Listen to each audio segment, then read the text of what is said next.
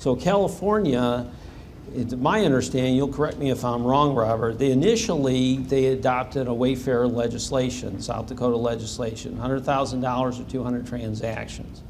And they probably found it was just too cumbersome to administer because California is a lot bigger state, obviously, a lot more people than South Dakota.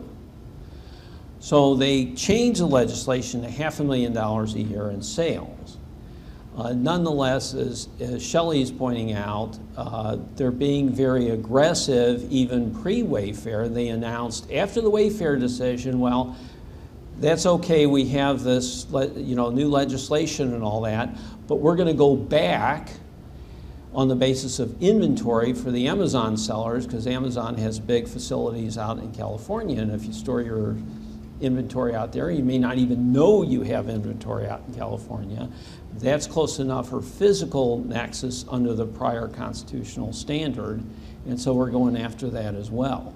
Well, and Amazon had challenges to let their customers know that they had inventory in California or wherever, because you could run a report, and I think you had to go through a third party to get that report.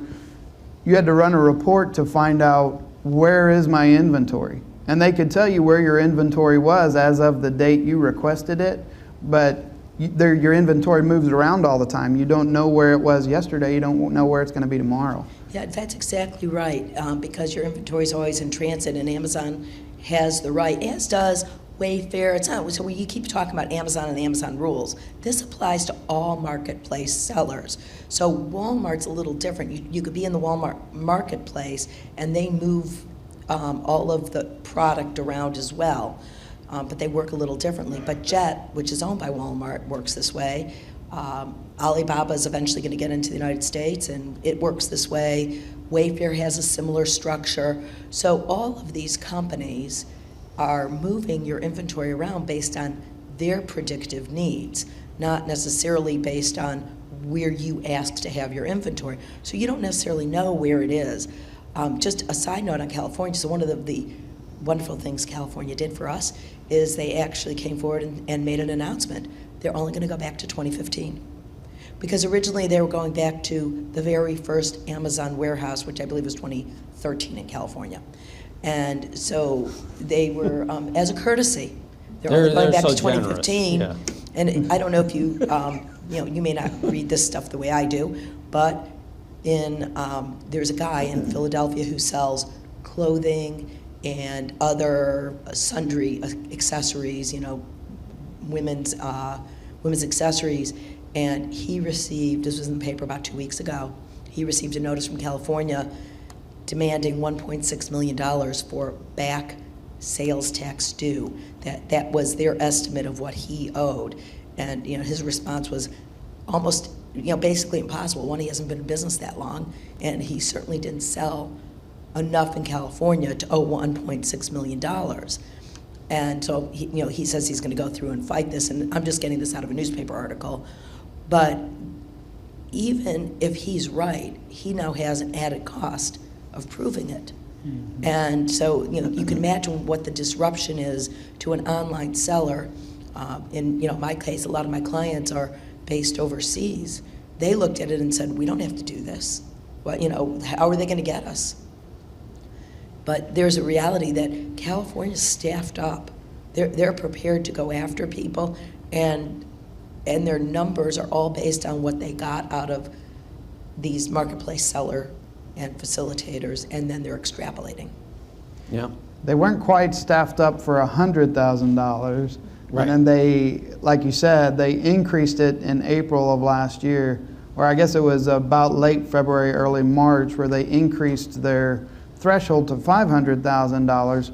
Well, the threshold was $100,000 from January 1st until end of February, early March, and then they bumped it up. So we actually had clients, I don't know about you guys, but we had clients that registered with California because they met the 100,000 but may not meet the 500,000. So right. Now what do? They deregister? Is it worth it to deregister? And are They're you gonna come after going you to and eventually wanna get know. to that 500 shortly? You know, they had some things to think about. They Well, ended we're up gonna- staying registered, but Yeah. Well, we're going to talk about marketplace facilitator a little bit later, but keep in mind, if you have a Shopify account or you have a website on which you sell, or you perhaps have a phone line, back in the day when I was at Sherwin-Williams and we created the first 1-800 wallpaper line, and that was in the 90s, and you could call and order your wallpaper. No one knew it was Sherwin-Williams you were calling, but nevertheless,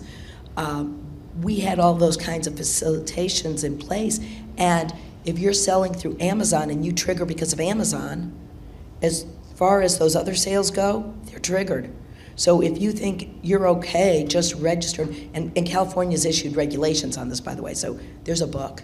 It's online. And if you think you have triggered under the Amazon rules, even though Amazon may be collecting for you, you've triggered even if you just sell one more product and you ship it to California, you need sales tax on that one product. So this is...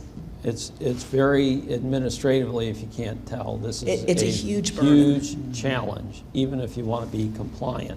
For us old lawyers who, remember the world of interstate commerce, and the whole goal was not to burden interstate commerce. I don't know what to call this. That was the whole point of the Dormant Commerce Clause. Now, of course, if you read the Supreme Court decision, Congress is free to change that decision and set uniform rules, but I'm not sure they can agree that, today is Friday, much less what we should do about something like this. And just real briefly, Ohio kind of did the reverse. They had a $500,000 cap, and then they changed it back to the South Dakota 100,200 cap. Missouri is stuck in limbo, as I said. There was legislation that was proposed along the 100,200 sales line, but it really hasn't gone anywhere. I suspect Missouri will catch up with that because there's just too much money for these states involved. And keep in mind, if you're headquartered or have offices here in Missouri or a warehouse here in Missouri, even if they don't have an online requirement, you still have physical nexus. So if you're not registered in Missouri and you're in this room, you need to call one of these guys. and Missouri's challenge with getting the statute in place is the old court case that says that use tax cannot be higher than the sales tax. So right now in Missouri, we have jurisdictions that have a use tax rate of 4.225. They have, and so if Missouri, they also have jurisdictions that we have, St. Louis is like 9 or 10.1%, something like that. So that's a huge difference. So what tax rate is Missouri going to put in place? Is it just going to be the use tax rate for these remote sellers? That's what they've been challenged with. They wanted to make it easier on taxpayers, so they wanted to make it a consistent rate. So one of our senators put out a bill that said, okay, we're just going to make it a 6 1/4 rate. So it's easier on the remote sellers to collect 6 1/4.